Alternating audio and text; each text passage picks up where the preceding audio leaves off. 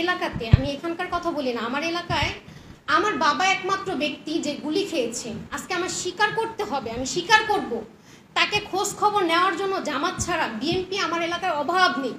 জামাতের লোক খুব একটা আমি চিনি না আমার এলাকায়। এটাই আমার খুব দুঃখ লাগছে যে বিএনপি তো আমাদের কোনো খোঁজ খবর নেয় না। ইনশাল্লাহ আমি 19 তারিখে তাদের অংশগ্রহণ করব তাদের একটা সমাবেশে, কারণ তারা আমাদের নিয়েই কথা বলবে। আর সেই জায়গায় যদি আমরাই না থাকি, তাই আমার মনে হয় যেমন আমরা উপস্থিত সবাই থাকবো, তেমন আমাদের আশেপাশে সবাইকেও নিয়ে সেখানে উপস্থিত হব। জামাত ইসলাম বলেছে যে আপনাদের কি প্রয়োজন, এটা শুনে আমার খুব ভালো লেগেছে। আসলে তারা জানতে চায় আমাদের কি প্রয়োজন। আমাদের টাকা পয়সা কোনো কিছুর প্রয়োজন খুব একটা, হ্যাঁ আছে, সবারই টাকা পয়সার ক্রাইসিস আসে, কিন্তু তার থেকে বড় কথা আমাদের একটা সনদ প্রয়োজন। কারণ আমাদের যদি স্বীকৃতি না থাকে, নেক্সট টাইম আমাদেরকে বলবে জঙ্গলি। জামাতকে বলে রক কাটা, আমাদের বলবে জঙ্গলি, আমাদের বলবে রাষ্ট্রের ক্ষয়ক্ষতি করেছি আমরা। এটা কে বলবে? আওয়ামী লীগ সরকার না, অন্য সরকাররাই বলে ফেলবে। কারণ তাদের মতের সাথে আমাদের মত মিলে না, এখনই মিলে না। তারা যখন চূড়ান্ত পর্যায়ে উঠবে তখন তো তাদের সাথে আমাদের আরও মিলবে না। আসসালামু আলাইকুম সকলকে। আমি একজন স্টুডেন্ট, মহানগর বিশ্ববিদ্যালয়ে অনার্সে পড়াশোনা করি, 3rd ইয়ারে রাষ্ট্রবিজ্ঞান সাবজেক্ট নিয়ে। আমরা সকলেই জানি এই আন্দোলনটা প্রথম সূত্রপাত কি। প্রথমে কিন্তু স্বৈরাচার পতন ছিল না এই আন্দোলনটা। প্রথমত এই আন্দোলনটা ছিল যে একটা কোঠা। আমরা কখনো কল্পনা করতে পারি নাই এই কোঠার কারণে বাংলাদেশে স্বৈরাচার পতন হবে। আমি একটা স্টুডেন্ট হিসেবে আমি সর্বপ্রথম থেকেই এই আন্দোলনে যোগদান করেছি কাজলাতে। প্রতিদিনই আমি কাজলাতে ছিলাম।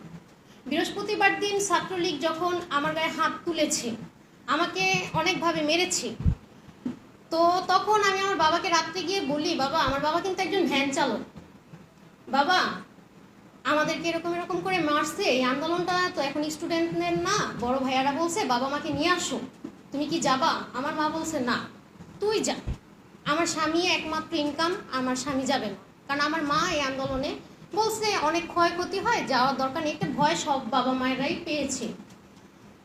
শুক্রবার দিন 19 জুলাই সে যাত্রাবাড়িতে কি হয়েছে সেটা তো সবাই জানে। তখন আমার বাবা এই সব নির্মমতা দেখে শুনে বলতেছে আমার মেয়ে তো যাত্রাবাড়িতে আসছে, আমার তো যেতে হবে। আমার বাবা তখন আমাকে খুঁজতে যায়, আর খুঁজতে গিয়ে সে ব্রিজে মাথায় গুলি খায়। তো আমি দেখেছি আমাদের এলাকাতে, আমি এখানকার কথা বলি না, আমার এলাকায় আমার বাবা একমাত্র ব্যক্তি যে গুলি খেয়েছে। আজকে আমার স্বীকার করতে হবে, আমি স্বীকার করব। তাকে খোঁজ খবর নেওয়ার জন্য জামাত ছাড়া বিএনপি আমার এলাকায় অভাব নেই। জামাতের লোক খুব একটা আমি চিনি না আমার এলাকায়, আমি খুব একটা দেখিও না যে থানায় জামাত, ওয়ার্ডে জামাত, ইউনিয়ন জামাত। আমি 1 বছর যাবত দেখতেছি আমার এলাকাতে বিএনপি ছাড়া অন্য কোনো দল নেই। তারাই শাসন করতেছে, তারাই সব কিছু নিতেছে, সব কিছু করতেছে। কিন্তু 1 বছর, আমার প্রশ্ন, 1 বছর তারা কি করেছে? তারা সব জায়গায় সমাবেশ করছে, কাদের নিয়ে করছে? সেই জায়গায় কি আমি উপস্থিত তো নেই, কারণ আমার ওয়ার্ডে আমি একা। অপর ওয়ার্ডে অনেকে আছে, কিন্তু আমার ওয়ার্ডে আমি একা। তো এটাই আমার খুব দুঃখ লাগছে যে বিএনপি তো আমাদের কোনো খোঁজ খবর নেয় না। আমরা সকলেই জানি বিএনপির বড় নেতা সালাউদ্দিন স্যার বলেছে যে জুলাই সনদটা কোনো একটা দলীয় হতে হবে, কোনো জনগণের না। কিন্তু আমি এটা যারা আপনাদেরকে বোঝাতে চাচ্ছি যে সনদ কেন দলীয় হবে? এটা কি কোনো দল করেছে? তাহলে তারা 16 বছর কেন করেনি? নির্বাচনের আগ মুহূর্ত আমরা আশা ছিলাম যে হয়তোবা কিছু হবে, কিন্তু নির্বাচনের সময় কিন্তু জামাতি কি বিএনপি কি যে কোনো দল কিছু কিন্তু করতে পারেনি। তখন কিন্তু সবাই হতাশ হয়ে গেছি যে আদৌ মনে হয় আবার 5 বছর এই দলটাই থাকবে, এই দলের নির্যাতন আমাদের ভোগ করতে হবে আরো 5 বছর। কিন্তু আল্লাহ পাক রব্বুল আলামিনের অশেষ রহমতে একটা কোঠার কারণে একটা স্বৈরাচার পতন হয়ে গেছে। তো এটা আমাদের সকলকে স্বীকার করতে হবে। এখন সবাই যে স্বীকৃতি যে প্রদান করতেছে, সবার আগে আমাদের প্রয়োজন একটা সনদ। জামাত ইসলাম বলেছে যে আপনাদের কি প্রয়োজন, এটা শুনে আমার খুব ভালো লেগেছে। আসলে তারা জানতে চায় আমাদের কি প্রয়োজন। আমাদের টাকা পয়সা কোনো কিছুর প্রয়োজন খুব একটা, হ্যাঁ আছে, সবারই টাকা পয়সার ক্রাইসিস আসে, কিন্তু তার থেকে বড় কথা আমাদের একটা সনদ প্রয়োজন। কারণ আমাদের যদি স্বীকৃতি না থাকে, নেক্সট টাইম আমাদেরকে বলবে জঙ্গলি। জামাতকে বলে রক কাটা, আমাদের বলবে জঙ্গলি, আমাদের বলবে রাষ্ট্রের ক্ষয়ক্ষতি করেছি আমরা, আমাদেরকে বলবে আমরা। এটা কে বলবে? আওয়ামী লীগ সরকার না, অন্য সরকাররাই বলে ফেলবে, কারণ তাদের মতের সাথে আমাদের মত মিলে না, এখনই মিলে না। তারা যখন চূড়ান্ত পর্যায়ে উঠবে তখন তো তাদের সাথে আমাদের আরও মিলবে না, তখন তাদের সাথে আমাদের আরও মিলবে না। কিন্তু আমি বলতে চাই, একটা দলের উচিত আর একটা দলকে তার সম পরিমাণ বানানো। কারণ একটা দল যদি কখনো থাকে তাহলে সেই স্বৈরাচারই হবে। আমি যদি একা এখানে নেতৃত্ব দেই তাহলে অবশ্যই আমি চাইবো যে আমার ভালো মন্দ বলার কোনো মানুষ যদি না থাকে তাহলে অবশ্যই আমি খারাপ কিছুর দিকে লিপ্ত হব। তাই ভালো মন্দ বলার সক্ষমতাটা সবার রাখা উচিত। কিন্তু আমরা যুদ্ধ করেছি, কিন্তু ভালো মন্দ বলার সক্ষমতাটা আমার মনে হয় না আমরা এখনো রাখছি।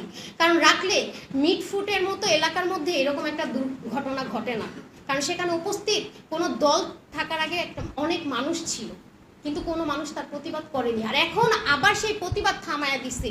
আমি দেখেছি অনেক মানুষ ওই মৃত্যুর জন্য ফোনে স্ট্যাটাস দিছে, কিন্তু বিএনপি নেতাকর্মীরা তারা গুজব লটানোর জন্য একটা মসজিদের ইমামকে নিয়ে পোস্ট করতেছে। কিন্তু আমি জানি না যে মানুষত্ব বিক্রি করে কি কোনো দল করা উচিত কিনা। আমার মনে হয় আমি যে দল করি, আমি জামাত করি, আমি বিএনপি করি, আমি এনসিপি করি, আমি যাই করি, আমি যেন তার চোখে চোখ রেখে বলতে পারি যে আপনার এটা ভুল হয়েছে। কিন্তু এটা তো করে না মানুষ। তো আমি দেখতেছি মানুষত্ব বিক্রি করে দল করে। কেন ভাই, মানুষত্ব বিক্রি করে কেন আমরা দল করব? আমরা দলের ভালো মন্দ বলার অধিকার রেখে দল করি। তো আমি জামাত ইসলামের সাথে আশাবাদী যে ইনশাল্লাহ আমি 19 তারিখে তাদের অংশগ্রহণ করব, তাদের একটা সমাবেশে। কারণ তারা আমাদের নিয়েই কথা বলবে, আর সেই জায়গায় যদি আমরাই না থাকি তাহলে সেখানে তাদের কথা বলার কোনো মানেই হয় না। তাই আমার মনে হয় যেমন আমরা উপস্থিত সবাই থাকবো, তেমন আমাদের আশেপাশে সবাইকেও নিয়ে সেখানে উপস্থিত হব। কারণ তাদের কথা বলা ওটা তো তাদের জন্য না, তারা তো চাইতে পারে যে হ্যাঁ নির্বাচন দেখ আমরাই আসবো। তাই তারা যেহেতু আমাদের নিয়ে কথা বলবে তাহলে আমি চাচ্ছি যে আমরা ওখানে সবাই উপস্থিত হব। আর আমাদেরকে নিয়ে কথা বলার আমরা একটাই কথা, যে আমাদের সনদটা আপনারা এনে দেন, আমাদের সনদপত্র এনে দেন, আমাদের একটা পরিচয়পত্র এনে দেন। না হলে তো আমরা জঙ্গলি হয়ে যাব।